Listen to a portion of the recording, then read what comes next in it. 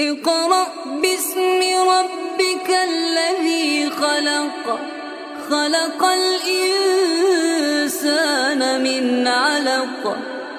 اقرأ وربك الأكرم الذي علم بالقلم علم الإنسان ما لم يعلم اقرأ باسم ربك الذي خلق خلق الإنسان من علق اقرأ وربك الأكرم